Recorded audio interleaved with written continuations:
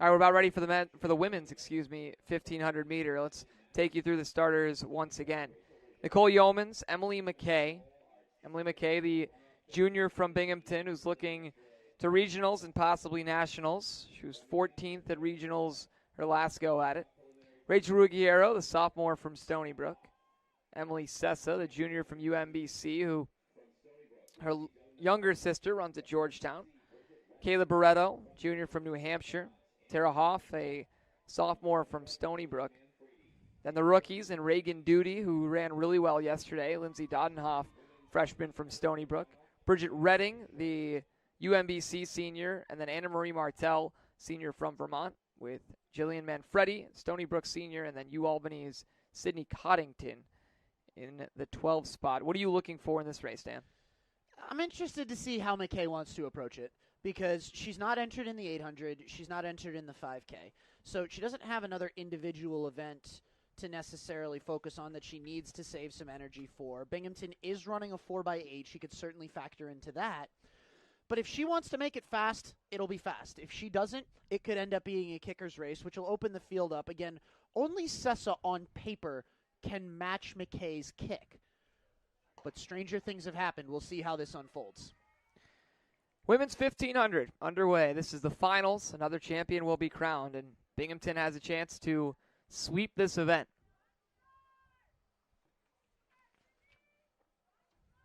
Well, Mackay sitting there in second, right on the rail. Binghamton, the team that came in having 11 of their athletes not able to compete due to one positive COVID-19 test, but the whole van that they traveled with, per protocols, unable to be here. That's Yeomans, the sophomore from UNH, that's leading the field with Mackay right there. And Sessa is in a good spot right there in fourth. Kayla Barreto in the mix as well. She's the UNH athlete with the 5 on her chest.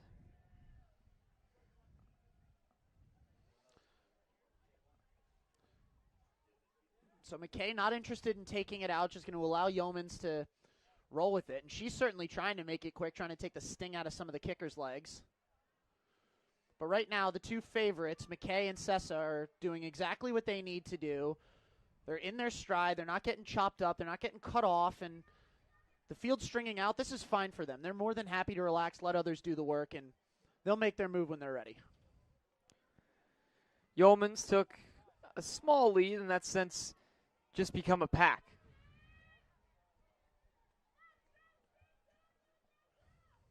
The pack is Yeomans. And now it's a pack of 5 as they continue to bunch together. So Mackay is the Bearcat. Barreto, the Wildcat. Emily Sessa, the only Riverhawk in this event. And then it's Rachel Ruggiero, the sophomore, who's in the mix as well. All right, 800 to go. 3 out of that chase pack will score.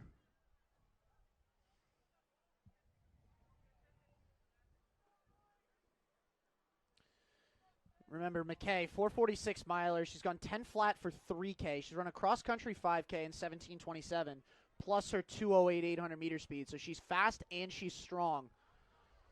Still her race to lose, but this is shaping up to be a pretty significant battle down the stretch. Yeoman's still in the driver's seat right now, but the two favorites ready to go at any moment. Sessa and Mackay just sitting and kicking right behind her. That's Tara Hoff kind of falling off the pack a little bit. See if the Seawolf can stick in there. She had a really good prelim yesterday, and she closed particularly strong, taking short order here. As you see right there, Mackay just got her heels clipped a little bit. She'll notice that. She's just now slowly inching her way up. Sessa's in a good position as well. Coming into the bell lap, they just ran a 75, so they're right on 5-minute mile pace. That's comfortable for Mackay and Sessa. Mackay makes her move. Sessa's now right behind her. Two of them are going to duel it out as they separate themselves. If you're Sessa, what do you need to do to hang on? At this point, you got 250 to go. You're just giving it everything you have. There's no strategy now. The tactical part of the race is over. You just got to fly. And Emily Sessa just looking up at Mackay, who's hit the gas. Yeah, but Sessa's got something on this turn. I don't know if it's going to be enough to catch Mackay. This is going to be a quick final stretch here. Here's Emily Mackay, the junior from Binghamton. Down the home stretch looking for a gold medal. It will be her all the way to the end. Emily Mackay, America East champ.